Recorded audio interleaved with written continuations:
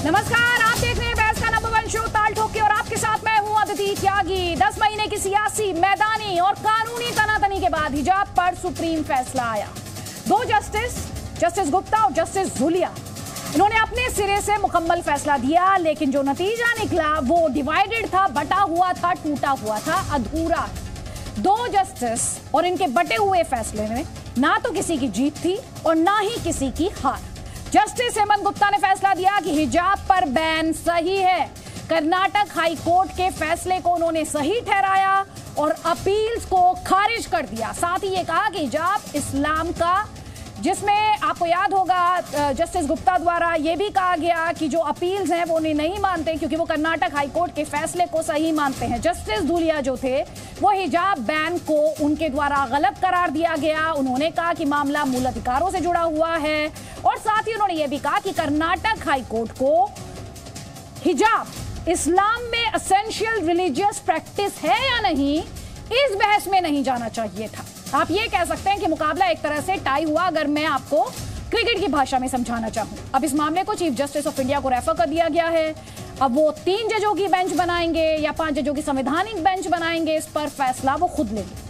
आखिरी फैसला आने तक कर्नाटक के स्कूल में हिजाब पर, एजुकेशनल इंस्टीट्यूशंस में हिजाब पर पाबंदी बरकरार रहेगी, क्योंकि दोनों ही जस्टिस जो हैं उनका जो फैसला था वो बटा हुआ था और ना ही इस पर कोई रोक लगाई गई। इस अधूरे फैसले पर राजनीतिक और मजहबी व्याख्याएं शुरू हो चुकी हैं। एआईएमआईएम प्रमुख असदुद्दीन ओवैसी ने फिर कहा कि ये मजहबी मामला है। समाजवादी पार्टी के सांसद शफीकुर रहमान बक फिर से बेतुके तर्क लेकर आए कि हिजाब हट गया तो आवारगी बढ़ जाएगी।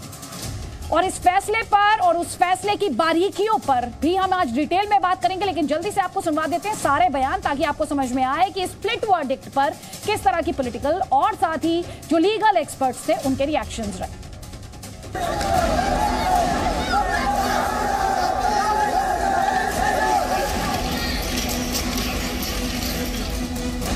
लड़की का अपना चॉइस है, वो अपने सिर पे हिजाब रखना चाहे, सिर पे अपना दुपट्टा रखना चाहे या जो भी कुछ करना चाहे, it is her own choice. ये उसके ऊपर बहुत ज़्यादा एम्फेसिस दिया है जस्टिस धूलिया ने।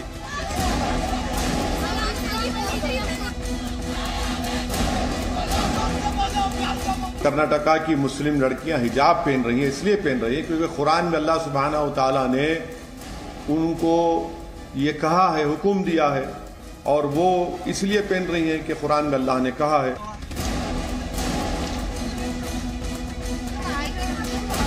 जस्टिस हेमंत गुप्ता का जजमेंट है। उन्होंने दोनों पक्ष के प्लीडिंग्स और आर्गूमेंट को ध्यान में रखते हुए 11 क्वेश्चंस फॉर्मुलेट किए थे और जो 11 क्वेश्चन जो उन्होंने कोर्ट में पढ़ा वो सारे क्वेश्चंस संविधान और इस्लामिक लॉ को ध्यान में रखते हुए फॉर्मुलेट किया गया है।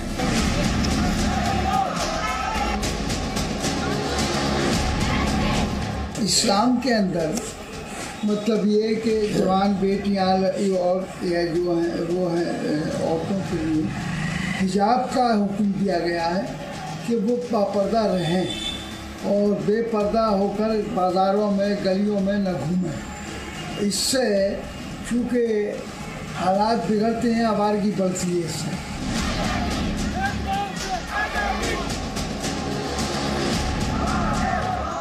ban of hijab will continue. As you know that Karnataka Education Act and rule does not permit any religious items inside the class. So we are very clear that no student can wear hijab inside the class.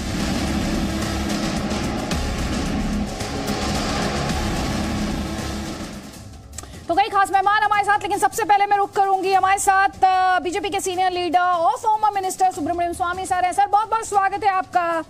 और आज जो split verdict आया, सबसे पहले जो split verdict आया उस पर आपका रिएक्शन? नहीं, लोकतंत्र में तो ये होते रहता है कि जजेस अपनी राय रखते हैं। कभी 3 बेंच की मेंबर होती है तो 2 एक तरफ और एक दूसरा तरफ। ये जब दो जज बेंच होते हैं तो उसमें ये खतरा तो होता ही है कि इसमें विभाजन हो जाए तो फिर वो मामला फिर बड़े बेंच के पास भेजा जाना चाहिए। तो मैं इसको किसी तरीके से कोई हमारे लिए कानूनी ठेस पहुंचाए, ये ऐसा मैं नहीं मानता हूं। ये साधारण होता है और हुआ है।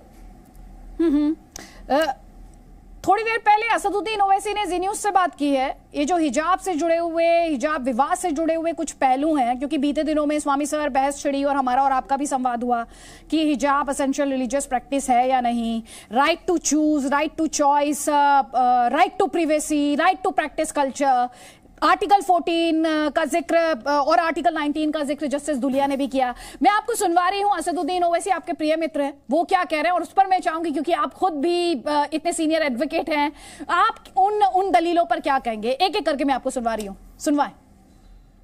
जो हाईकोर्ट का जजमेंट था, मेरी राय में it was bad in law, bad in terms of it contents, और it had misuse Quranic commentaries and translation. This has serious ramifications and should not have been allowed. तो स्वामी साहब यहाँ पर असदुद्दीन ओवैसी कह रहे हैं कि बैड इन लॉ था और साथ ही कह रहे हैं कि कुरान का जो इंटरप्रिटेशन था, व्याख्या थी, वो गलत तरीके से हुई थी। आपका जवाब? वो अपनी राय व्यक्त कर रहे हैं, वो सिर्फ गाली दे रहे हैं, इसमें मैं क्या जवाब दूंगा? लीगली वो गलत है। जो मूल बात है उसमें तो नहीं गए। मैं पूछना चाहता हूं कि ईरान में महिलाओं ने आकर अपनी गोली चलाने के लिए भी इतने लोग मरे हैं अभी तक, 7,800 महिलाओं की गोली से वो मारे गए क्योंकि वो रोड में आकर कहा कि हम हिजाब नहीं पहनेंगे। तो और ये जो बार बार कहा जाता है कि सरदारों के लिए तो आपने पगड़ी छोड़ दी, दाढ़ी छोड़ दी, बट ये मुसलमान को क्यों नहीं? क्योंकि सरदारों का तो उनकी धार्मिक ग्रंथ में लिखा है कि सिख को कड़ा पहनना चाहिए, दाढ़ी बनाना चाहिए और पगड़ी पहनना चाहिए। और यहाँ हिसाब यानी हिजाब के बारे दिखाइए, कहाँ लिखा है कि ये अनिवार्य है? कुरान में नहीं है, हदीत में नहीं है, सिरा में नहीं है। तो ये असदुद्दीन से पूछे कि कहाँ लिखा है कि हिजाब उनके ग्रंथों में लिखा है? हिजाब है ही नहीं, ये तो इनकी बनाई हुई है महिलाओं को गुलाम करने के लिए। और हम नहीं कहते हैं कि हिजाब नहीं पहन सकते, हिजाब नहीं लगा सकते, परंतु स्कूल में यूनिफॉर्म है, कॉलेज में एनसीसी में जब जाओगे तो वहाँ आपको हिजाब नहीं पहन सकते, आप मिलिट्री में शामिल होंगे तो नहीं पहन सकते, आप नर्स बनोगे हॉस्पिटल में नहीं पहन सकते हो। तो जहाँ यूनिफॉर्म है जो सबके ऊपर लागू होती है, वो उसमें हिजाब का तो सवाल ही नहीं है। अच्छा, उन्होंने ये भी कहा, मैं आपको सुनवा रही हूँ, सुप्रीम कोर्ट के फैसले के बाद वो ये भी कहते हुए दिख रहे हैं कि कर्नाटक में लड़कियां हिजाब इसलिए पहन रही हैं क्योंकि कुरान के जरिए अल्लाह ने उनसे ऐसा करने को कहा। सुनिए।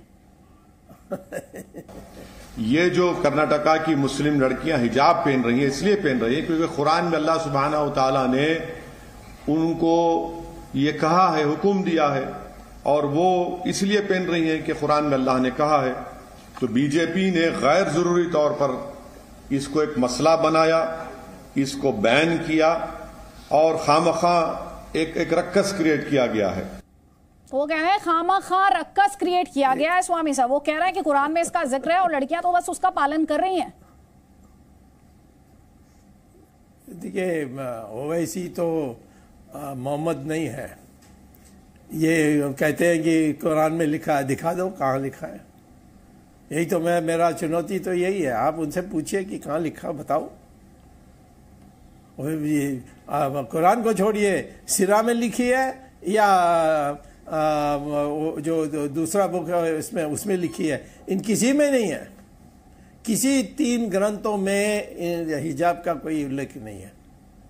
लेकिन एक दलील जो वो दे रहे हैं स्वामी सर, वो ये कह रहे हैं जब कर्नाटक हाईकोर्ट में ये मामला गया तो वहां पर जो कुरान की व्याख्या थी या जिन अंशों को वहां पर कोट किया गया, वो जो थे गलत तरीके से उसकी व्याख्या की गई। उसकी वजह से कर्नाटक हाईकोर्ट का जो फैसला आया वो एग्जैक्टली क्या कह रहे हैं आप सुनिए, और उस पर फिर मैं आपका रिएक्शन लूंगी।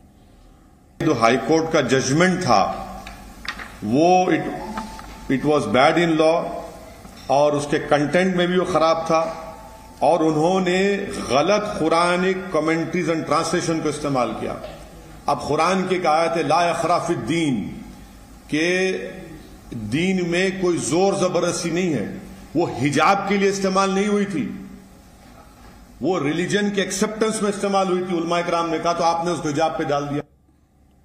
तो वो कह रहे हैं जिस कॉन्टेक्स्ट में हिजाब था ही नहीं, हिजाब को उस कॉन्टेक्स्ट में डाल दिया गया कर्नाटक हाई कोर्ट में जब इस पर जिरा हुई। तो देखिए वो तो इसीलिए तो अपील में जा रही है, क्योंकि ये ऐसा होता है। ये तो मैं नहीं जानता कि जो उन्होंने कोई विवरण नहीं दिया, कोई ग्रंथ का जो पैराग्राफ्स है उसके बारे में जिक्र नहीं किया। कहाँ लिखा है कुरान में कि हिजाब पहनना चाहिए? उन्होंने ये भी कहा कि कर्नाटक हाई कोर्ट के 3 जजेस ने अपने फैसले में कहा कि हिजाब की जरूरत ही नहीं है। हाई कोर्ट ने अपने फैसले में स्कूल को एक जेल बताया था। ऑनरेबल जजेस ने वो गलत मिसयूज किया बल्कि कुरानिक कमेंट्रीज और ट्रांसलेशन को, और उस जजमेंट में ये कहा गया कि स्कूल एक प्रिजन है, स्कूल एक मिलिट्री कैंप है। कैसा होगा बताइए? तो इसलिए वो मेरी राय वो है उस कर्नाटका हाईकोर्ट के 3 जजेस बेंच की, उसमें तो तीनों जजेस ने हिजाब को कहा कि जरूरत नहीं है। यहां पर सुप्रीम कोर्ट ने दो ऑनरेबल जजेस ने डिफर किया है, मगर एक जज धूलिया साहब ने हिजाब के फेवर में जजमेंट दिया है। लेकिन यहाँ पर स्वामी सर, अगर हम इस पूरे मामले को देखें और जस्टिस धुलिया की भी बात करें, तो जस्टिस धुलिया ने कहीं भी हिजाब को, और आपने वो ऑर्डर देखा होगा, आपके पास वो उस ऑर्डर की कॉपी भी रही होगी, उन्होंने ये जरूर कहा कि कर्नाटक हाईकोर्ट को इस सवाल में जाने की जरूरत नहीं थी कि हिजाब एसेंशियल रिलीजियस प्रैक्टिस है या नहीं, लेकिन उन्होंने कहीं हिजाब को एसेंशियल रिलीजियस प्रैक्टिस डिक्लेयर नहीं किया। नहीं, वो तो ठीक है, ये तो बहुत अनिवार्य है कि किसी चीज़ को कहेंगे कि नहीं ये हमारी धर्म में, तो हमें पूछना पड़ेगा। जैसे मस्जिद है, मस्जिद को तोड़ा जा सकता है, नहीं तोड़ा जा सकता, तोड़ा जा सकता है, क्योंकि वो कुरान का या इस्लाम का कोई अनिवार्य हिस्सा नहीं है। और अरबिक देशों में मस्जिदों को तोड़ते रहते हैं सड़क बनाने के लिए। आप कोई भी जाकर गूगल में जाकर कहिए कि अंग्रेजी में डिमोलिश्ड मॉस्क्स इन टर्की, और आपको बड़ी लंबी चौड़ी लिस्ट मिलेगी। सऊदी अरेबिया के लिखिए एक और लिस्ट मिलेगी। ये सिर्फ ये जो रूढ़िवादी लोग हैं वो तो सब हिंदुस्तान में हो गए, अब वहां सब वो आगे बढ़ रहे हैं। जी, तो मैं समझता हूं कि जो भी वो इसी कहते हैं उसको कोई आप वेद वाक ना समझे और उसको छानबीन करनी है। तो मैं तो कहता हूं कि सुप्रीम कोर्ट में गया, हमारी लोकतंत्र के कारण अब इसको 3 बेंच या 5 बेंच की बैठक होगी और वहाँ फाइनल फैसला होगा। मेरी राय में हिजाब का कोई जगह नहीं है जहाँ स्कूल में यूनिफॉर्म है। वो स्कूल आते तक हिजाब पहन सकते हैं और गेट से बाहर निकलते समय हिजाब पहन के जा सकते हैं। अच्छा, थोड़ी देर पहले वो जी न्यूज के साथ थे, उन्होंने ये कहा, और मैं इस पर आपने भी कहा ना कि छानबीन करनी चाहिए, उसकी तहकीकात होनी चाहिए, इसीलिए आपको बुलाया, इसीलिए उनके रिएक्शंस भी, ताकि ये ना कहा जा सके कि उनके शब्दों को तोड़ मरोड़ कर पेश किया गया और आपके ओपिनियन भी, दोनों ही पहलू हम यहाँ जी न्यूज पर चला रहे हैं। थोड़ी देर पहले वो हमारे साथ थे, उन्होंने ये कहा कि right to privacy, right to practice culture जो है ये दरअसल अनफेटर्ड राइट्स है, इनमें रीजनेबल रिस्ट्रिक्शंस की बात नहीं की जा सकती। आप उस पर क्या कहेंगे? अरे, मूलभूत अधिकार पर अंकुश लगा हुआ है तो हिजाब पहनने पर नहीं लग सकता? जहां वो कहते हैं कि हमारा मूलभूत अधिकार है बोलने के लिए, परंतु उसमें यह भी लिखा है कि सब्जेक्ट टू रीजनेबल रिस्ट्रिक्शंस। तो मैं ये कहता हूं कि कैसा हो सकता है कि हिजाब पर कोई अंकुश ही नहीं होगी, कोई ये नहीं होगी, हिजाब कहीं भी पहन सकते हो। ये सारी चीज़ें वो ऐसे ही बोलते हैं, ये गप्पा मार रहे हैं। वो बहुत चालाक आदमी है, वो ज्ञानी है, उसको पता है कि वो गलत बोल रहे हैं, तब भी वो तुम आपको गुमराह करने के लिए ऐसे बोलते हैं। तो जस्ट फॉर क्लैरिटी, कोई भी राइट कॉन्स्टिट्यूशन में एब्सोल्यूट नहीं है। Every right, when I say every right, whether it is right to choose, right to choice, right to privacy, right to practice my culture, correct, ये सब reasonable restrictions में covered होते हैं। Correct, full marks for you. Thank you. That's good to get full marks from someone like you. I take this as a compliment. अच्छा, वो बार बार ये भी कह रहे हैं जो माइनॉरिटीज के, जो अल्पसंख्यकों के अधिकार है, जो कॉन्स्टिट्यूशन द्वारा गारंटीड है, उसमें भी दखलंदाजी है। हाँ, तो ये तो आरोप लग गई ना, इसमें कोई तथ्य नहीं है, कोई वाद विवाद करने के लिए भी जगह नहीं है। कौन सी में हुआ, कैसा हुआ, ये सब बताना चाहिए ना। इसीलिए मैं कहता हूँ, आज भी मैं किसी से ज़्यादा अब डिबेट नहीं करता हूँ, क्योंकि जो आते हैं अनाप शनाप बदलते बदलते, बट इसको मैं मानता हूँ ये पढ़ा लिखा आदमी है, ये ज्ञानी है, और इसके साथ डिबेट करना तो मैं कभी भी तैयार हूँ। अच्छा, उनकी जो मेन लाइन ऑफ आर्ग्यूमेंट है वो ये कह रहे हैं कि मुझे right to practice my culture, ये राइट तो मुझे कॉन्स्टिट्यूशन ने दिया है, और हम तो diverse, we are known for unity in diversity. तो अगर क्लासरूम में वो डाइवर्सिटी दिखती है तो उसे यूनिफॉर्मिटी के नाम पर खत्म नहीं किया जा सकता। उनकी दलील ये है। नहीं, वो तो दलील हो गई ना, इसमें कोई तथ्य नहीं है। हम तो इतना ही कहते हैं कि एक रीजनेबल रिस्ट्रिक्शन लग सकती है। आप स्कूल जाते हैं, आप यूनिफॉर्म पहन के जाते हैं, तो यूनिफॉर्म सबका एक होना चाहिए। किसी एक स्टूडेंट और दूसरे स्टूडेंट में फ़र्क नहीं दिखना चाहिए। एक सिल्क में आए, कोई सैटिन में आए, ये नहीं हो सकता है। वो स्कूल यूनिफॉर्म एक दुकान से ख़रीदना पड़ता है, और सब एक लगते हैं। वही आइडिया है। तो उस समय ये सारे रूल्स बने हैं। अब उसको पसंद नहीं है तो दूसरा स्कूल चले जाओ, या कोई मुसलमान की स्कूल में चले जाओ, वहाँ तुम जितना हिजाब पहनना पहन लो। लेकिन उसमें तो वो कह रहे हैं, ये भी कहते हैं कि जो हिंदू बच्चियां हैं वो सिंदूर लगाकर आ सकती हैं, मंगलसूत्र पहनकर आ सकती है, तो मुस्लिम लड़की हिजाब पहनकर क्यों नहीं आ सकती? फोटो दिखाएं, फोटो दिखाएं कि क्लास में वो सिंदूर लगा के बैठे हैं। Thank you so much Swami sir for joining this discussion and giving so much of clarity to us. बहुत बहुत आभार आपका जी न्यूज़ के लिए वक्त निकालने के लिए। कई खास मेहमान हमारे साथ हैं। वारिस पठान IIM से हमारे साथ हैं, doctor Rizwan Ahmed political analyst हमारे साथ है, कैप्टन सिकंदर रिजवी आपको स्क्रीन पर दिखाई दे रहे हैं, पॉलिटिकल एनालिस्ट हमारे साथ, शम्स ख्वाजा हैं, सीनियर लॉयर हैं। सभी का बहुत बहुत स्वागत है। वारिस पठान, आपने सुन लिया सुब्रमण्यम स्वामी साहब, क्या कुछ उनके द्वारा कहा गया। कोई भी राइट एब्सोल्यूट नहीं, हर किसी पर रीजनेबल रिस्ट्रिक्शन। आपका जवाब? देखिए, आज सुप्रीम कोर्ट का जजमेंट आया, डिसेंटिंग जजमेंट है, स्प्लिट वर्डिक्ट है। जस्टिस गुप्ता ने अपनी राय रखी है, वहीं पर जस्टिस धुलिया साहब ने अपनी राय रखी है। ऑनरेबल जस्टिस धुलिया ने जो कर्नाटका हाई कोर्ट का जजमेंट था उसको सेटिसाइड कर दिया। जो कर्नाटका गवर्नमेंट ने ऑर्डर निकाला था कि हिजाब अलाउड नहीं है स्कूल के अंदर 5 फरवरी का, उस ऑर्डर को भी उन्होंने स्टे लगा दिया और उन्होंने अपनी राय रखी। उन्होंने कहा है जजमेंट के अंदर साफ तौर से, हम ये पहले से कह रहे थे कि फ्रीडम ऑफ चॉइस है एक लड़की का, अगर वो चाहती है तो पहनना वो पहन सकती है और उसको पहनने से कोई रोक नहीं सकता। वहीं पर उन्होंने आर्टिकल 14 का जिक्र किया, आर्टिकल 19 का जिक्र किया जो फ्रीडम ऑफ चॉइस की बात करता है। उन्होंने इमैनुअल का जजमेंट का डिस्कशन किया जिसमें अंदर साफ तौर से लिखा है कि इस तरह से आप किसी को पढ़ने से रोक नहीं सकते। तो हम तो ये चाहते थे कि यूनानिमस डिसीजन आ जाए ताकि हिजाब सब पहन सकते हैं, मगर फिर भी जो भी आया है, अब उन्होंने रिफर किया है इस जजमेंट को चीफ जस्टिस के पास। अब चीफ जस्टिस एक कॉन्स्टिट्यूशनल बेंच भी अपॉइंट कर सकते हैं या 3 जजमेंट अपॉइंट कर सकते हैं, वहां भी आर्ग्यूमेंट होगा। और आर्ग्यूमेंट तो हुआ ही था, वकीलों ने काफी अच्छी रीति से अपनी बातें रखी थी हिजाब के ऊपर और प्राइवेसी के ऊपर भी बात की। जस्टिस अभी 209 पेज का जजमेंट है आदित्य जी, इसको पढ़ना इतना आसान नहीं, पढ़ के उसको इंटरप्रेट करना प्रॉपरली बराबर होगा। फिलहाल जो बात मैं समझा लाइव लॉ से या बार एंड बेंच से आपके मीडिया के माध्यम से, तो वो ये साफ दर्शाता है कि जस्टिस जो धुलिया साहब थे उनका साफ ये मानना था कि एक लड़की जो घर में काम करती है उसको इसी तरह दिक्कतें आती है पढ़ाई लिखाई की। अब उसके ऊपर अगर आप इस तरह का रिस्ट्रिक्शन लगा दोगे कि वो पढ़ने जाना चाहती है तो उसको हिजाब नहीं अलाउड है, तो ये एजुकेशन के लिए भी खराब होगा। तो गर्ल एजुकेशन के ऊपर उन्होंने ज्यादा एम्फेसाइज किया है, फ्रीडम ऑफ चॉइस के ऊपर उन्होंने ज्यादा एम्फेसाइज किया है। उन्होंने एम्फेसाइज किया है कि जो कर्नाटक का हाई कोर्ट का जो जजमेंट था एसेंशियल रिलीजियस प्रैक्टिस एक्ट, उसके बारे में उन्होंने कहा कि कोर्ट को इतना डीप नहीं जाना चाहिए था। और हमारा भी ये मानना था, हम भी पहले से कह रहे थे कि जो कर्नाटका हाई कोर्ट ने एसेंशियल रिलीजियस प्रैक्टिस एक्ट के बारे में कहा वो proper interpretation of the Quran नहीं था। हमारा ये मानना है कि एसेंशियल प्रैक्टिस ऑफ रिलीजन इस्लाम के अंदर आता है कि हिजाब पहनना। अभी मैं सुब्रमण्यम स्वामी की बात सुन रहा था, एक बहुत इंपॉर्टेंट बात 10 सेकंड में कंप्लीट करूंगा।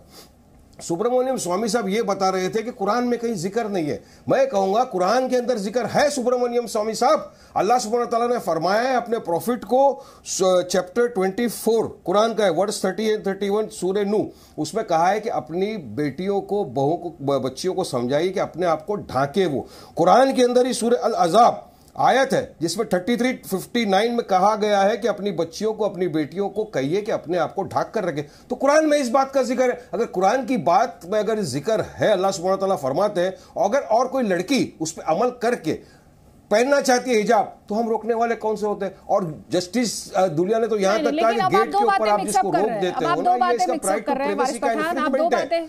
कुरान में भी है, जस्टिस दुलिया ने भी कहा है, मर्दों के लिए भी पर्दे की बात है या नहीं है? बड़े जज पे जाएगा, जब मर्दों के लिए भी पर्दे की बात है या नहीं है जी?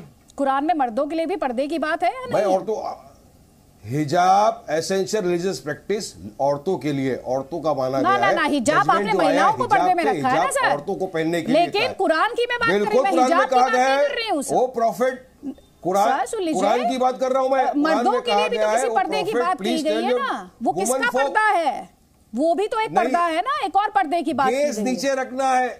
हाँ, क्या गेस नीचे रखना है, लेकिन प्रॉफिट अभी आप गेस नीचे रखे हुए हैं या अदिति त्यागी को देख रहे हैं वारिस पठान? अपने वुमन फोक को कहिए कि अपने आप को ढाके, ये उनके लिए अच्छा है, ऐसा क्यों लिखा गया? आपने ये इंटरप्रिटेशन किया है, ये व्याख्या है सर, मैं तो इंटरप्रिटेशन बता रहा हूं। क्योंकि पुरुषों के लिए भी एक पर्दे की बात कही गई है, लेकिन आपने व्याख्या अपने हिसाब से कर लिया। आपने कहा गेज नीचे रखे, लेकिन आप तो अदिति त्यागी को देख रहे थे। आप तो देख रहे थे ना वारिस पठान, अदिति त्यागी को। आज पहला मौका तो नहीं जिस दिन आपने अदिति त्यागी को देखा है। आप जब भी डिबेट में आते होंगे तो देखते होंगे। फ्रीडम ऑफ चॉइस, हाँ, फ्रीडम ऑफ चॉइस आ गई, मर्दों की बात आ गई तो फ्रीडम ऑफ चॉइस। सुनिए, फ्रीडम ऑफ चॉइस क्या है? फ्रीडम ऑफ चॉइस क्या है? कुरान को लेकर सिलेक्टिव ना हुई है। हमारी बहनें घूंघट डाल के कुरान को लेकर सिलेक्टिव ना हुई है। वारिस भाई, मैं जानती हूँ आप लॉयर हैं, आपको बातें घुमाना, ट्विस्ट करना आता है, मैं जानती हूँ। मैं बहुत देर आपसे बात की है, मैंने 4 मिनट बात की है। जरा एक एक कॉमेंट में दूसरे गेस्ट का भी ले लूं, वो भी इंतजार कर, सुन ले, मैं उनसे भी पूछ लूं ना, मैं उनसे भी पूछ लूं, उनसे भी पूछ लूं प्लीज। अब वाद विवाद के लिए है वारिस भाई, मैं वापस आपको मंच दूंगी, वापस आपको मंच दूंगी, प्लीज वापस आपको मंच दूंगी।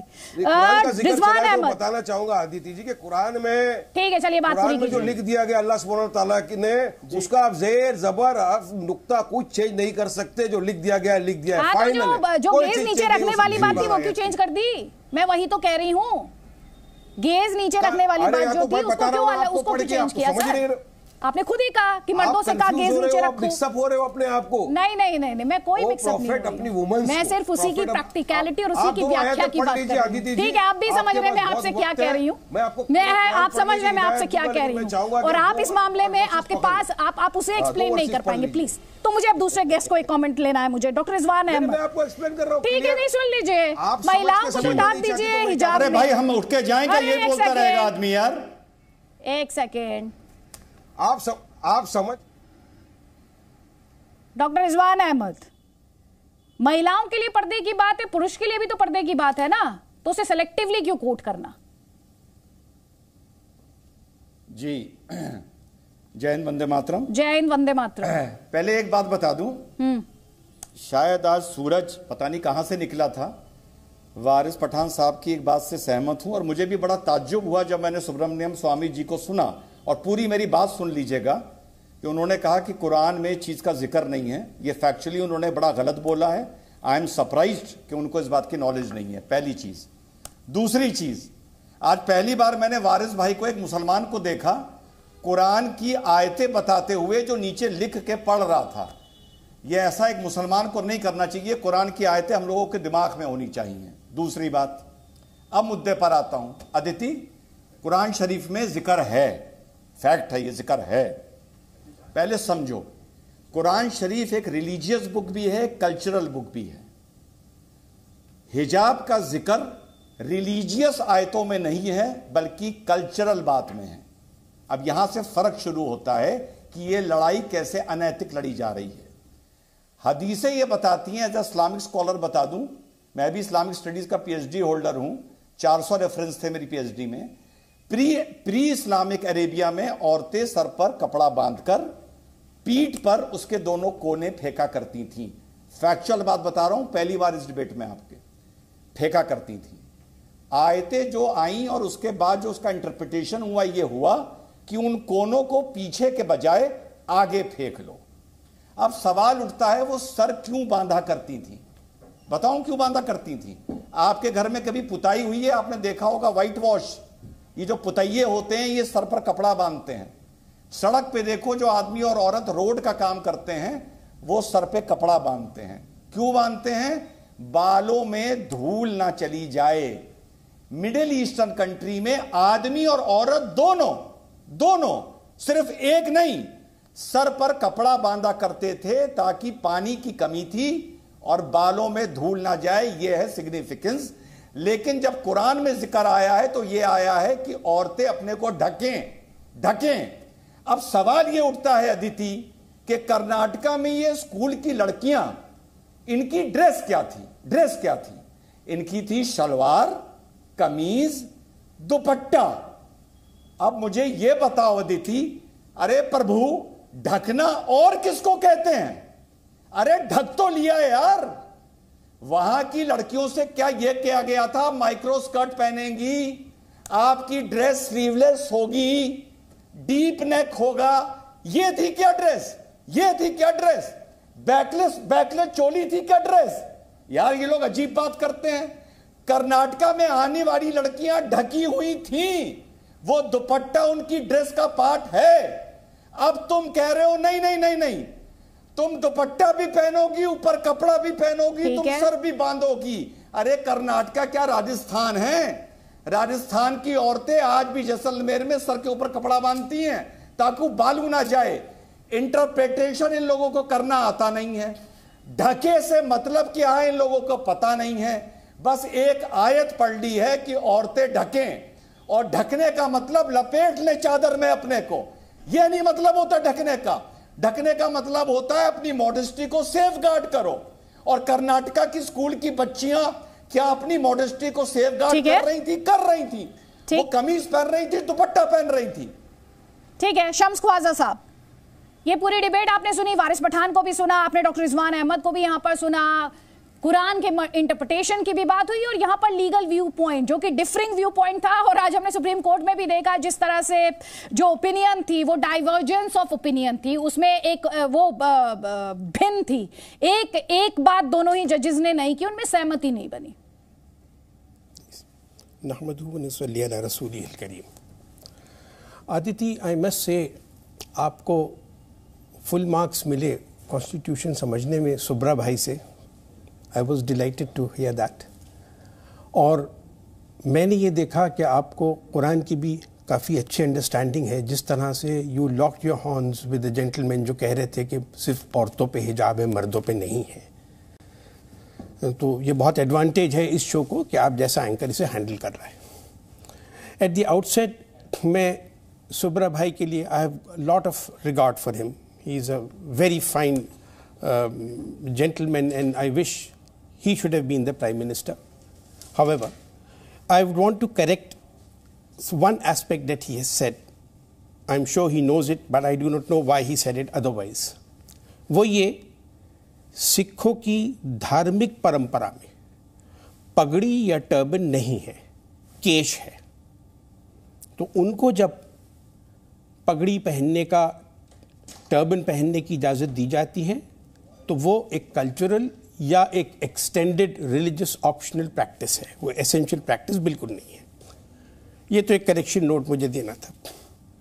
एज ए जूरिस्ट मैं ये ज़रूर कहूँगा, द एंटायर हिजाब debate is a storm in the tea cup. मुझे सुप्रीम कोर्ट ऑफ इंडिया के जुरिस्डिक्शन के वकील होते हुए एम्बैरसमेंट है, शर्म आती है कि हमारे सुप्रीम कोर्ट को जी इस वक्त इस तरह के नॉन इश्यूज को डील करना पड़ रहा है बजाय और जो हमारे हिंदुस्तान के लिए जो प्रेसिंग इश्यूज थे। बहरहाल समाज का एक वो तकाजा है तो डील करना है। आपने रीजनेबल रिस्ट्रिक्शन के बारे में बात करी, cultural expression, religious freedom, personal expression, इन सब पे कॉन्स्टिट्यूशन ऑफ इंडिया ने रीजनेबल रिस्ट्रिक्शन लगाया है जी। सवाल ये उठता है, where are the limits to reasonable restriction and what is a reasonable restriction? इसको answer supreme court of United states ने किया, जो कि अमेरिकन जूरिस्प्रूडेंस का बहुत बड़ा हिस्सा बन गया जिससे हमें मार्गदर्शन मिलता है। वो यह कहा कि टेस्ट ऑफ रीजनेबलनेस जो है, ठीक है, क्या चीज रीजनेबल है, वो टेस्ट ऑफ प्रॉक्सिमिटी से है। द रिस्ट्रिक्शन जो कि लगाई गई है that should be proximate to the purposes जिसके लिए लगाई गई है। अगर हिजाब पर रिस्ट्रिक्शन लगाई है या पगड़ी पर रिस्ट्रिक्शन लगाई है स्कूल में, तो वो रिस्ट्रिक्शन पर्पस ऑफ स्कूल यानी एजुकेशन यानी तालीम से बाधावत होते हुए उसको नेगेटिवली इंपैक्ट करते हुए नजर आना चाहिए। वो टेस्ट ऑफ प्रॉक्सिमिटी है। अगर ये प्रॉक्सिमिटी नहीं है, ठीक है, तो फिर वो रिस्ट्रिक्शन रीजनेबल नहीं है। ठीक है, मैं तो 2 काउंटर्स आपके लिए आ रहे हैं। पहले वारिस पठान, वो लगातार नोट्स ले रहे हैं, और डॉक्टर रिजवान अहमद, जल्दी जल्दी प्लीज। नहीं, मैंने तो अपनी बात रखी है। मैं तो आज के जजमेंट के ऊपर ये कहना चाहूँगा कि हम तो यही चाहते थे कि एक यूनानिमस जजमेंट आ जाता हमेशा के लिए कि हिजाब अलाउड है। कर्नाटक हाई कोर्ट का जो जजमेंट था उसको तो सेटल कर दिया, लेकिन अब एक सुप्रीम कोर्ट का जजमेंट तो है कि आप हिजाब पहनकर लड़की जा सकती है स्कूल और इंस्टीट्यूशन में। ये जजमेंट तो अभी रिकॉर्ड पे आ गया। अब जो सुनवाई के आगे होगा वो देखा जाएगा, मगर इस जजमेंट से एक सेकंड वारिस भाई, education is a right. I am interrupting you, sorry. ये कहाँ अभी उस पे स्टे आया है? ये तो स्प्लिट वर्डिक्ट था ना। आपने लाइव लॉ पढ़ा नहीं शायद, उसमें साफ तौर से लिखा हुआ है कि जस्टिस धुलिया ने जो फरवरी 5 को कर्नाटक का गवर्नमेंट का जो नोटिफिकेशन इशू हुआ था हिजाब को नहीं अलाउड करना, उसको रोका है उन्हें। अब वो जब पूरा जजमेंट पढ़ेंगे उसको टेक्निकलिटी हाँ, तो अभी आप उस पे टेक्निकली क्लियर होने दीजिए, आप डिक्लेयर मत कीजिए, क्योंकि हमारे जितने भी लीगल एक्सपर्ट्स से बात हुई, उन्होंने स्टे कर दिया है। मैं क्या बात कर रहा था, स्प्लिट वर्डिक्ट है ना वारिस भाई। दूसरी तरफ कर्नाटका हाईकोर्ट के जजमेंट को अपहोल्ड किया ना, कर्नाटका हाईकोर्ट के जजमेंट को जस्टिस गुप्ता ने अपहोल्ड किया। ये स्प्लिट वर्डिक्ट है, जस्टिस गुप्ता ने अपहोल्ड किया है। लेकिन जस्टिस धुलिया ने अपने ऑर्डर में ये लिखा हुआ है जो लाइव लॉ पे है, और मैंने इसको रिट्वीट भी किया, इसलिए मुझे परफेक्ट मालूम है कि मैंने गलत रिट्वीट नहीं किया है। आप खुद देख लीजिए।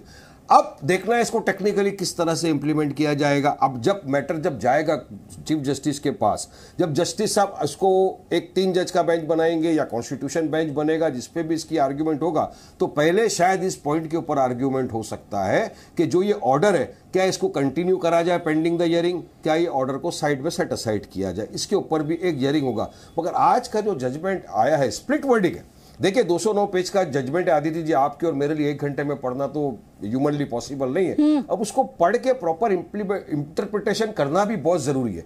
हम जो इंटरप्रिटेशन कर रहे हैं आज वो live law, bar and bench और मीडिया, ये तीनों की बुनियाद के ऊपर जो हमको समझ में आया। लेकिन वहां पर भी अभी रिजवान भाई ने एक बात बताई कि यूनिफॉर्म है, ठीक है, उसके ऊपर एक दुपट्टा है, वो पहनिए। मैं ये बताना चाहूंगा कि रिजवान भाई, आर्ग्यूमेंट हुआ था सुप्रीम कोर्ट में लॉयर्स के थ्रू। लॉयर्स ने ये सुप्रीम कोर्ट में कहा था कि अगर आपको लगता है कि मिसमैच हो रहे हैं, यूनिफॉर्मिटी नहीं दिख रही है, तो आप एक यूनिफॉर्म प्रिस्क्राइब कर दीजिए, वो कलर का सब पहनेंगे हिजाब उस स्कूल के अंदर, कंपैरेटिवली यूनिफॉर्म हो जाएगा। जब हमारे सरदार भाइयों को पगड़ी पहनने का अलाउड है, हमको कोई ऑब्जेक्शन नहीं है। सुब्रमण्यम स्वामी ने कहा कि मुझे फोटो बताओ, अरे मैं उनको 5000 फोटो बता दूंगा जहां पर हमारी जवाब मिल रहा है। आप जवाब ले लीजिए, अब आप जवाब लीजिए डॉक्टर रिजवान अहमद से जवाब लीजिए। धागा भी बांध के गए, मैं सब भेज सकता हूं उनको, मैं फोटोग्राफ, मैं सुब्रमण्यम बिल्कुल आप उन्हें फोटोग्राफ भेजिएगा, आप उन्हें फोटोग्राफ भेजिएगा। क्लासरूम में सिंदूर लगाए लड़की या मंगलसूत्र पहने लड़की, आप वो जरूर फोटोग्राफ उन्हें भेजिएगा। डॉक्टर रिजवान अहमद। बिल्कुल भेजिए, शुक्रिया। देखिए अदिति, वारिस साहब को थोड़ा सा शायद राजनीति में बिजी रहते हैं, हायर कोर्ट्स की वर्किंग मोडस ऑपरेंडी शायद नहीं पता है। उन्होंने कहा कि जब ये कॉन्स्टिट्यूशनल बेंच में जाएगा तो सबसे पहले शायद, ये ऐसा आर्गुमेंट पहली बार सुन रहा हूं, वहां पर यह तय होगा कि हाई कोर्ट का ऑर्डर माना जाए या ना माना जाए। भैया ऐसे नहीं होता है, मैं बता दूं कैसे होता है। दिल्ली हाई कोर्ट ने गवर्नमेंट नोटिफिकेशन हिजाब को लेकर हिजाब पक्ष को एक रिलीफ इस ऑर्डर में नहीं दिया। रिलीफ यह होता कि हम हाई कोर्ट के ऑर्डर को सस्पेंड कर रहे हैं, हम उससे पहले का जो स्टेटस को था उसे मेंटेन कर रहे हैं, लेकिन इस मैटर को कॉन्स्टिट्यूशनल बेंच को भेज रहे हैं। जब मैटर ऊपर कॉन्स्टिट्यूशनल बेंच में जाएगा तो नए सिरे से वहां पर इसको पिकअप किया जाएगा। और अगर कोई रिलीफ मिलना होता तो हाई कोर्ट दे चुका होता। हाई कोर्ट ने हिजाब पक्ष को, हकीकत यह है, कोई रिलीफ नहीं दिया, पहली चीज। दूसरी चीज जो इन्होंने वारिस भाई ने बताया कि एक जज ने तो यह कहा है कि हिजाब पहन सकते हैं, नहीं। स्प्लिट वर्डिक्ट में एक जज ने यह क्या कहा, या 6-5 की बेंच थी तो किसी ने क्या कहा। डबल स्प्लिट वर्डिक्ट हमेशा डिवीजन बेंच में होता है, आप इस तरह इसको डिस्कस नहीं कर सकते।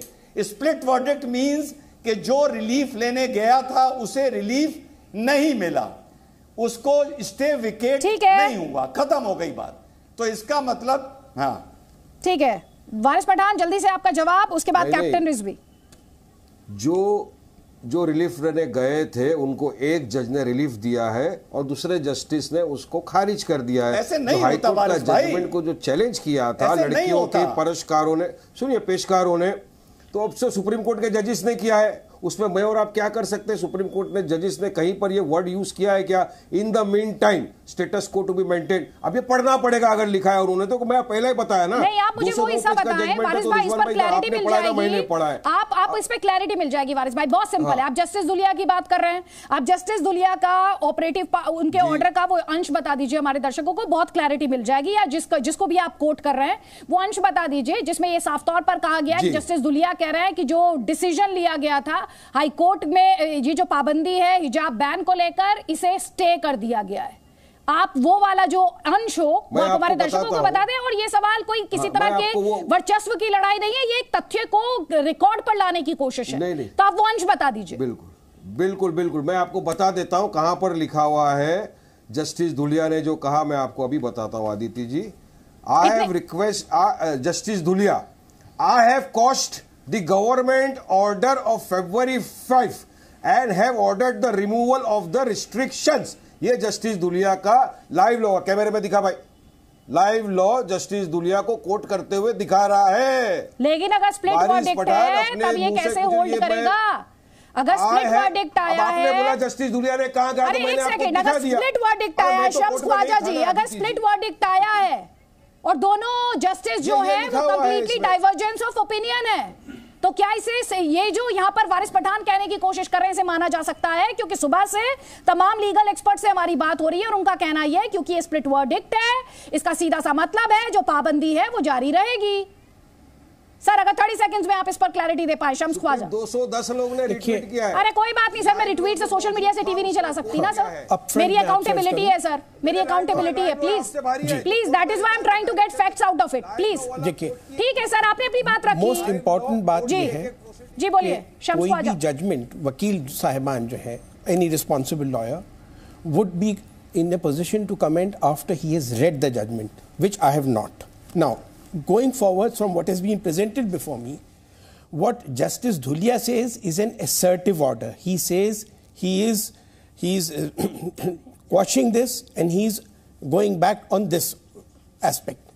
Now, if there is a counter statement of assertive expression by Justice Hemant Gupta that I refuse to quash the High Court order, I refuse to set aside the High Court order, तो ये neutral होगा। और अगर justice Hemant Gupta ने ऐसी कोई बात नहीं कही है असर्टिव, तो ये बात प्रिवेल कर जाएगी despite being a split verdict.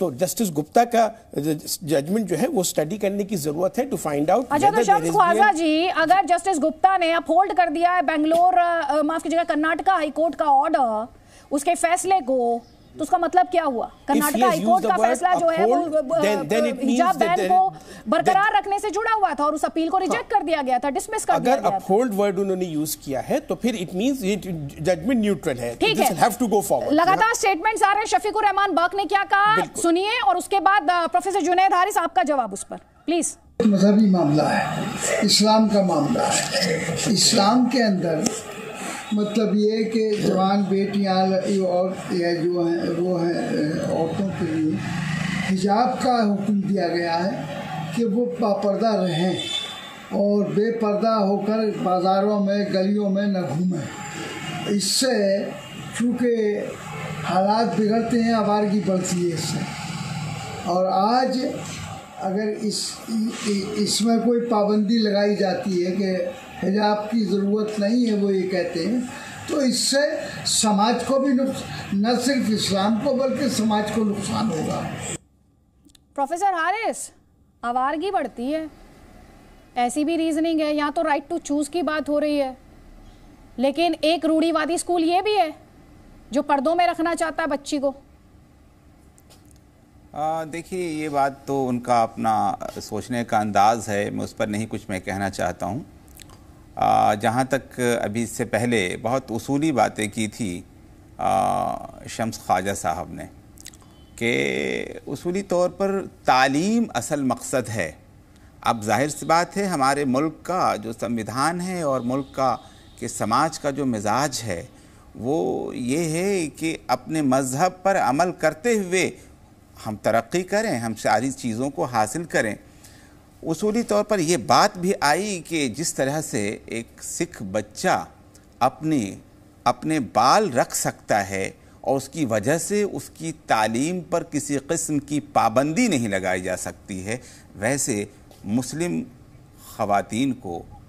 ख़वातीन भी अगर चाहती हैं, मैं टेक्निकल टर्म बाकायदा में यूज़ कर रहा हूँ, अगर वो चाहती हैं कि वो बाहिजाब होकर के तालीम हासिल करें तो उन्हें भी नहीं रोका जाए। और यही बात सिर्फ इतनी ही सी बात नहीं है, मैं आपको बता दूं कि ज़्यादा पुरानी बात नहीं है, जो केंद्रीय विद्यालय है उसने जो बाकायदा जो यूनिफॉर्म तैयार किया था उसके अंदर भी इस चीज़ को क्लियर किया था कि लड़कियों का हिजाब का कलर ये होगा और सिख के बच्चे की पगड़ी का कलर ये होगा। तो मैं बता दूं कि उस वक्त भी यही मिजाज था कि तालीम को ना रोका जाए, ठीक है, अपने मजहब पर अमल करते हुए जो करना चाहे करे और जो नहीं करना चाहे। इसीलिए सवाल बड़ा हो जाता है वारिस भाई, यहाँ पर सवाल बड़ा हो जाता है कि हिजाब बड़ा है या शिक्षा बड़ी है, और हिजाब शिक्षा पर क्यों भारी है। यही तो बात जस्टिस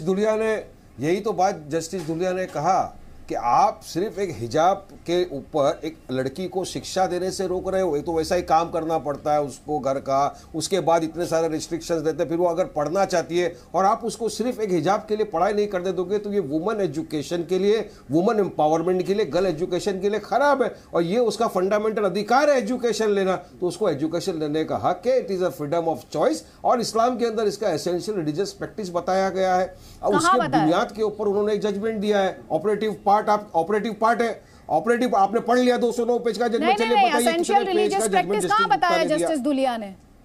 अरे आपने भी नहीं पढ़ा तो क्लेम मत कीजिए ना सर। कहा जस्टिस दुलिया ने कि जो कर्नाटक आपने भी नहीं पढ़ा तो आप भी क्लेम मत कीजिए ना सर। कर्नाटका हाई कोर्ट, सुनिए, कर्नाटका हाई कोर्ट ने जो ऑर्डर दिया है जरूरत नहीं के ऊपर, वो उन्होंने कहा कि हमारा वहां पर ये नहीं कहा, एक सेकंड रुक जाइएगा शम्स ख्वाजा जी, रॉन्गली इंटरप्रेट किया है, बैड इन लॉ है, कंटेंट भी उसके रॉन्ग है जजमेंट के, क्योंकि उसको जो कुरानिक वर्स को रॉन्ग इंप्लीमेंट किया होता है। हिजाब जो है वो एसेंशियल रिलीजियस प्रैक्टिस है, कहाँ कहा किसी को कन्वर्ट होना है नहीं होना है, जस्टिस दुलिया ने ये कहा, उस डिबेट में जाने की जरूरत नहीं थी सर, ये कहा है जस्टिस दुलिया ने ये कहा, उस डिबेट में कर्नाटक हाईकोर्ट को जाने की जरूरत नहीं थी। आपने बता दिया एसेंशियल रिलीजियस प्रैक्टिस बताया। सर दोनों बातों में अंतर है सर, 200 पेजेस आप भी पढ़ लीजिए ना पहले। उनके सामने जो कमेंट्री की गई भाई सुनिए ना, उन्होंने रॉन्ग कमेंट्री को एक्सेप्ट किया कि भाई नहीं ऐसा एसेंशियल रिलीजियस नहीं है। अरे वो ये एसेंशियल नहीं है कि अगर किसी को फोर्सफुल कन्वर्ट आप कर उसको नहीं करना, नहीं कर सकते फोर्स, मगर ये क्या बोल रहे हैं आप? एसेंशियल रिलीजियस हिजाब की बात हो रही है, एसेंशियल रिलीजियस प्रैक्टिस है या नहीं? कर्नाटक हाईकोर्ट ने कहा नहीं है,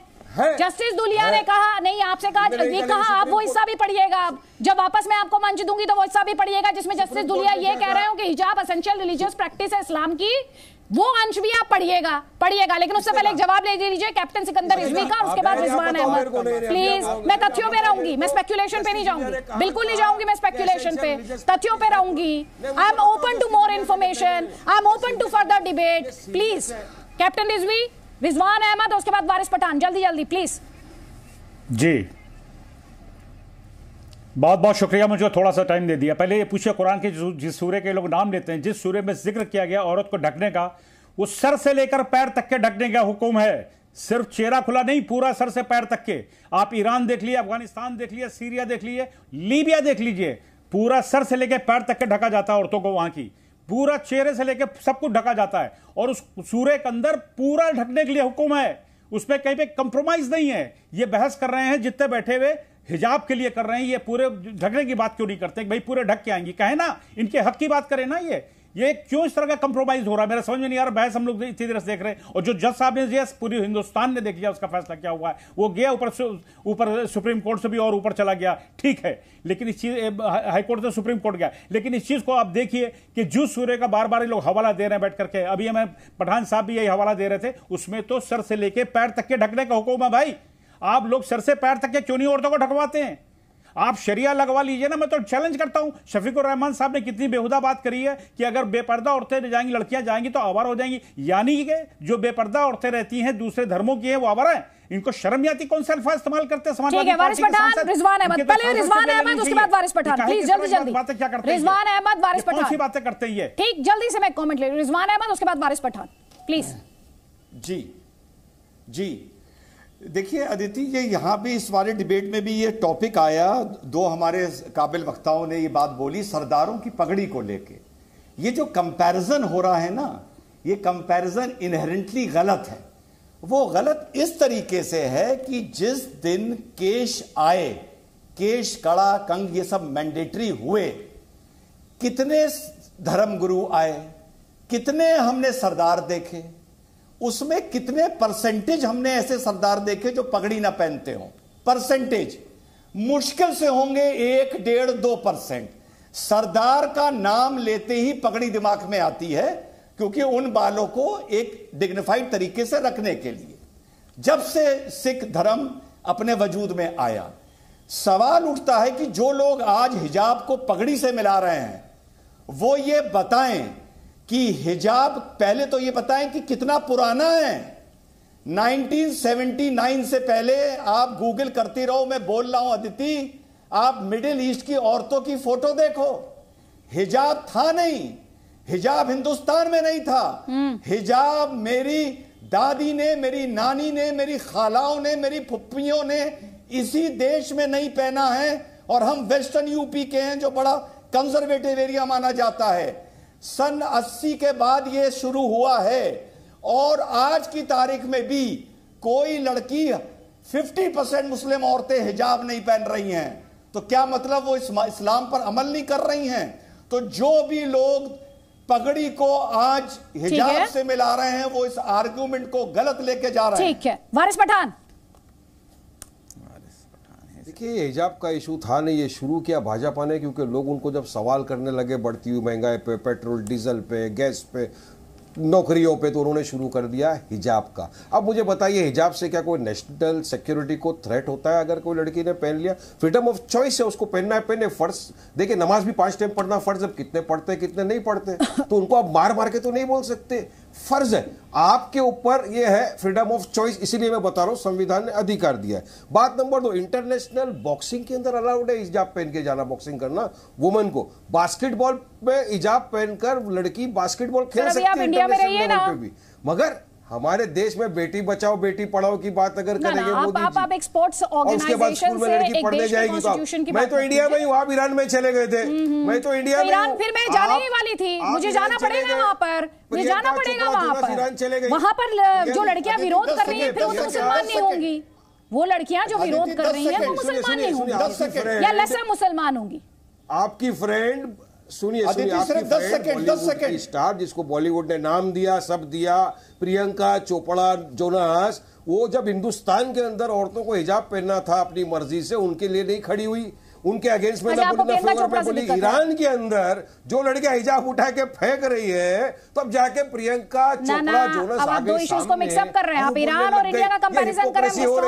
दूसरी बात सुन लीजिए, ये मामला एजुकेशनल इंस्टीट्यूशंस का, भारत में हिजाब पर पाबंदी का मामला नहीं है, मिक्सअप मत कीजिए। भारत में हिजाब पर पाबंदी का मामला नहीं है, एजुकेशनल इंस्टीट्यूशंस में हिजाब पर पाबंदी का मामला कर्नाटक में, जहां पर एजुकेशनल इंस्टीट्यूशंस, भाई सिंपल सी बात है ना, जिसको नहीं पहनना दूसरे स्कूल में चले जाओ, जबरदस्ती थोड़ी है, वो अपने यहाँ यूनिफॉर्म लागू कर रहा है। ठीक है, रिजवान अहमद 20 सेकंड्स है प्लीज, 20 सेकंड्स, उसके बाद हम अपने दर्शकों को सुनाएंगे। थोड़ी देर पहले असदुद्दीन ओवैसी को इस स्प्लिट वर्डिक्ट में क्या पसंद आया और क्या नहीं, लेकिन उससे पहले Rizwan Ahmed 20 seconds please, Iran का 20 सेकंड्स। अभी वारिस भाई ने बोला, अदिति 10 सेकंड, अभी वारिस भाई ने बोला क्या हिजाब नेशनल थ्रेट है? डेमोक्रेसी है अदिति, ये जो गेम है, ये जो गेम है वो यही है जो अभी वारिस ने बोला भाई ने कि क्या हिजाब नेशनल थ्रेट है। पता है क्या होगा? पता है, कल को होटल की रिसेप्शनिस्ट बोलेगी मैं मुसलमान हूं, क्या हिजाब नेशनल थ्रेट है?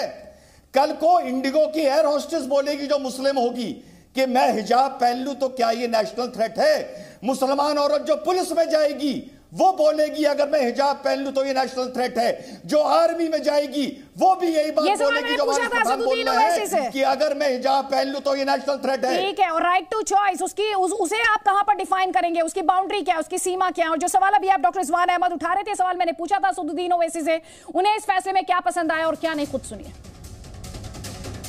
आज उम्मीद जताई जा रही थी कि सुप्रीम फैसले के साथ हिजाब विवाद पर लगेगा विराम, लेकिन डाइवर्जेंस ऑफ ओपिनियन के बाद जस्टिस की आपको लगता है सवाल ज्यादा है और जवाब कम?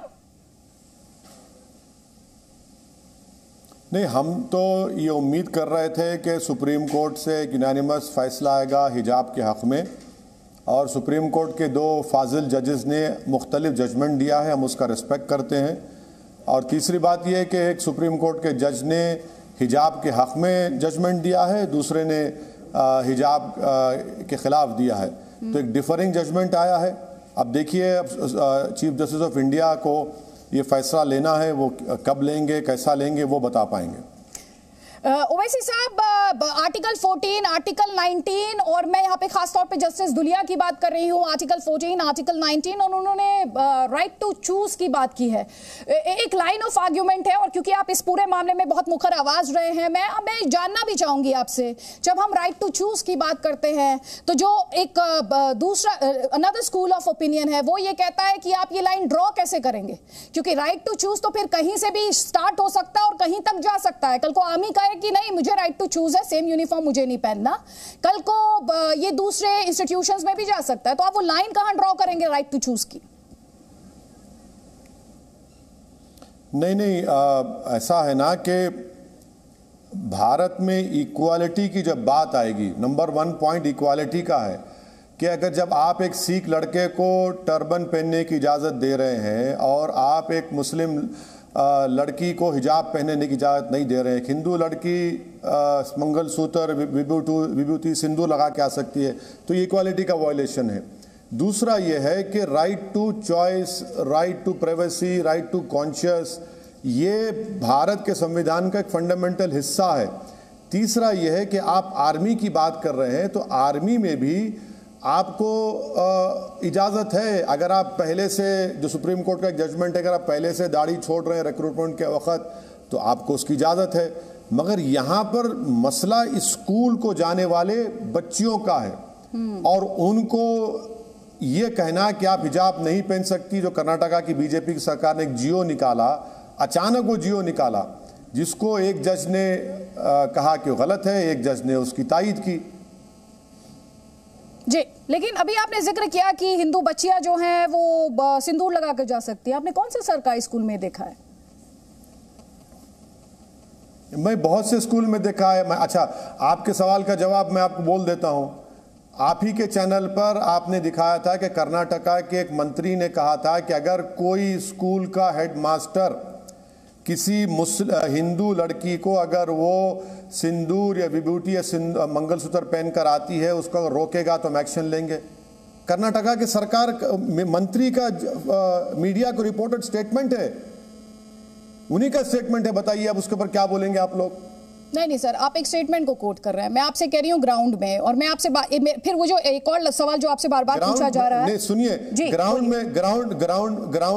में भी है मैडम, ग्राउंड में हम देख रहे हैं, जमीन पर भी हम देख रहे हैं कि टर्बन पहनने की इजाजत है, मंगलसूत्र पहनने की इजाजत है, सिंदूर पहनने की, और पहन कर आते हैं, और मुझे उस पर कोई इख्तलाफ नहीं है, बिल्कुल नहीं है, क्योंकि वो उनका रिलीजन का हिस्सा है। हम ये कह रहे हैं कि जब आप ये सब अलाउ कर रहे हैं, दूसरे को क्यों अलाउ नहीं कर रहे हैं? तो कहा जाता है नहीं उनका राइट टू चॉइस है तो मेरा राइट टू चॉइस खत्म हो गया क्या?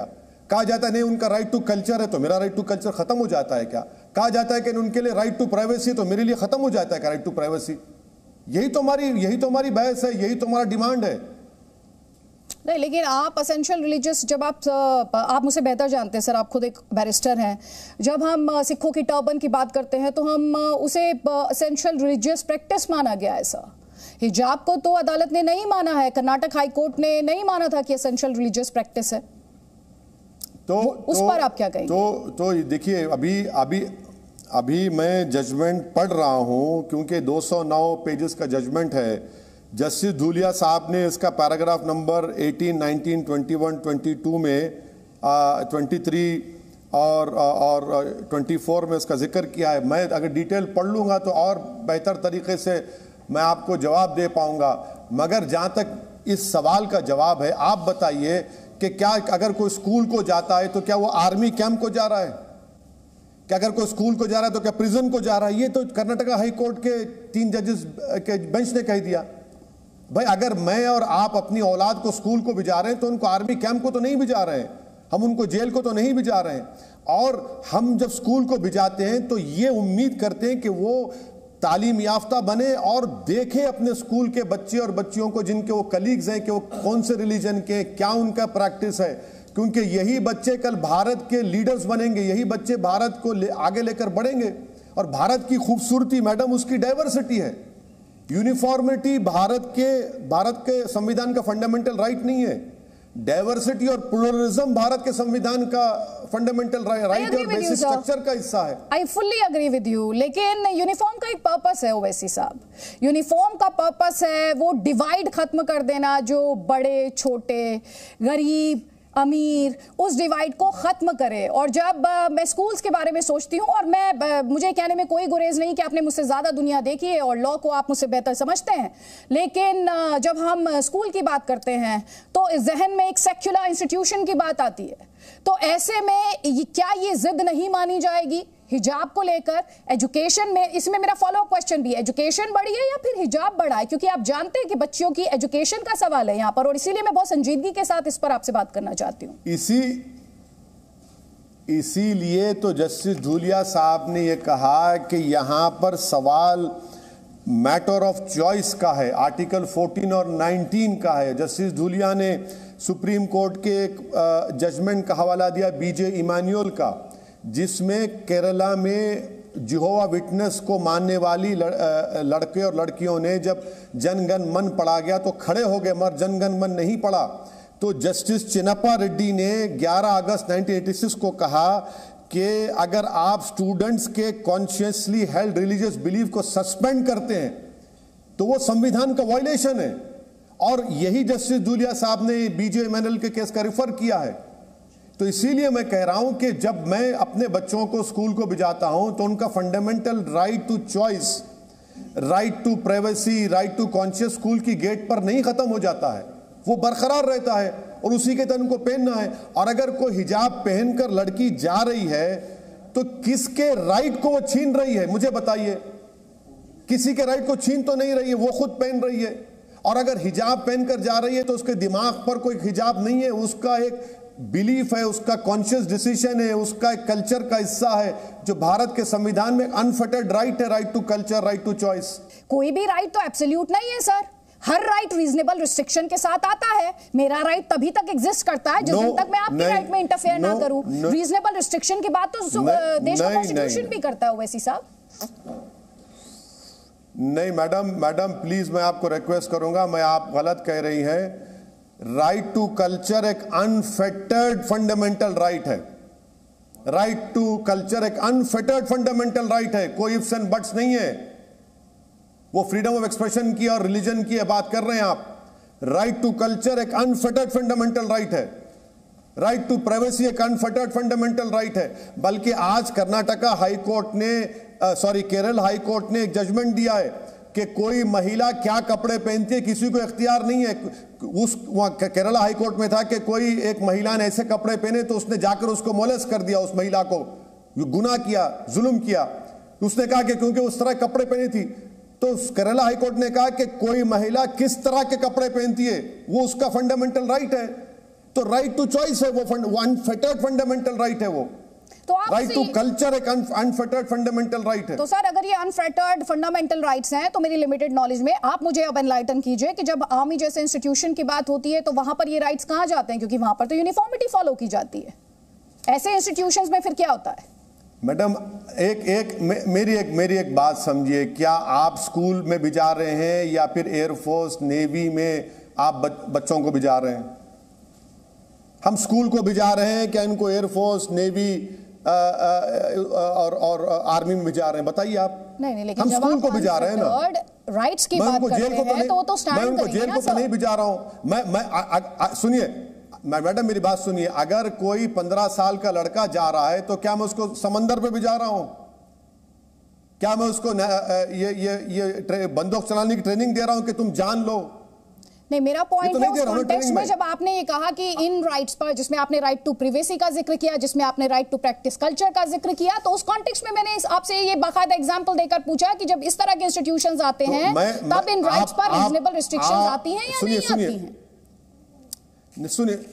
सुनिए, आपने कर्नाटका हाईकोर्ट के उस गलत फैसले का गलत हवाला दे रही हैं कि हम जब अपने बच्चों को, अपने चिल्ड्रन को, अपनी औलाद को स्कूल को भिजाते हैं तो हम जेल को नहीं भिजाते, हम आर्मी नेवी एयरफोर्स में नहीं भिजाते, जो कर्नाटका हाईकोर्ट ने कहा है। उन्होंने एक नई बात उसमें निकाल दी है। नहीं, मैं कर्नाटका हाईकोर्ट के हवाले से सवाल नहीं पूछ रही थी। ये सवाल जो मैंने देखा, जो बहुत क्लोजली ऑब्जर्व किया, और मेरी फैमिली में आर्मी में लोग हैं जो आर्मी में हैं, उस सिलसिले में मैंने आपसे ये सवाल पूछा। बिल्कुल है, बिल्कुल है। हम उनकी कदर करते हैं, पूरा देश उनकी कदर करता है, मगर स्कूल में आर्मी और नेवी और एयरफोर्स में फर्क है मैडम। आप स्कूल को कंपेयर कैसा करेंगे एक आर्मी नेवी एयरफोर्स में? प्लीज समझा करिए। वो स्कूल को जा रहे हैं, वो चाइल्ड है, अडल्ट नहीं है, वो चाइल्ड है मैडम। और वहां पर अगर आप कहेंगे कि बेटा तुमको ये तुम्हारे लिए जेल है, तुम्हारे लिए हम तुमको भिजा रहे हैं कि ये तुम आर्मी ज्वाइन कर लिए, तो ये तो लॉजिक ही नहीं है ना। ये तो नहीं, आप स्कूल की बात कर रहे हैं सर, लेकिन स्कूल में भी तो यूनिफॉर्म है ना असदुद्दीन ओवैसी जी। यूनिफॉर्म का मतलब क्या है सर? यूनिफॉर्म का पर्पस क्या है? यूनिफॉर्म है। भारत के संविधान में यूनिफॉर्मिटी फंडामेंटल राइट नहीं है madam, freedom of religion fundamental right है।